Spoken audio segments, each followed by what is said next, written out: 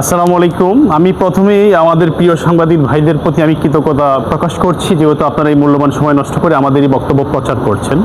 বিষয়টি হচ্ছে, আপনারা দেখেছেন যে গত 9 তারিখে আমি আমার ভেরিফাইড পেজে একটি বক্তব্য দিয়েছিলাম। এখানে আমি মাননীয় ম্যাজিস্ট্রেট মহোদয়কে একটি সংশোধনী বার্তার জন্য আহ্বান করেছিলাম। তারপরে 10 তারিখে আমি প্রেস ক্লাবে একটি মানববন্ধন করি এবং প্রতিবাদ সভা করেছিলাম।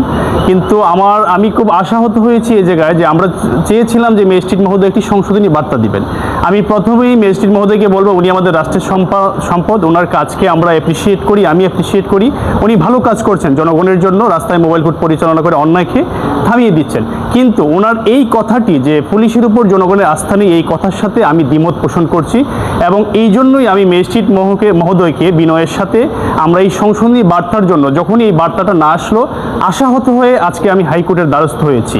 আর আমি যদি বলি, আসলে আমরা কি কখনো একটি পুলিশবিহীন একটি রাত কখনো ভাবতে পারি? কখনোই ভাবতে পারি না। আর ম্যাজিস্ট্রেট মহোদয় যে বক্তব্যটা দিয়েছেন, এটার সাথে যেটা একটু আগে আমাদের অ্যাডভোকেট মহোদয় বললেন যে আইন বিভাগ, শাসন বিভাগ, বিচার বিভাগ, এখানে বিচার বিভাগের সাথে বিচার বিভাগ নির্দেশনা দিবেন, তারপরে শাসন বিভাগ সেটাকে কার্যক্রম করবে বা এটাকে ব্যবস্থা নিবে। কিন্তু এইখানে টোটালি একটা সাংঘর্ষিক বিষয় হয়ে গিয়েছে এবং আমি একমাত্র এটা আমরা এই জন্য করেছি যে জনস্বার্থে এবং পুলিশ বাহিনীর ভাবমূর্তিকে ফিরিয়ে আনার জন্য।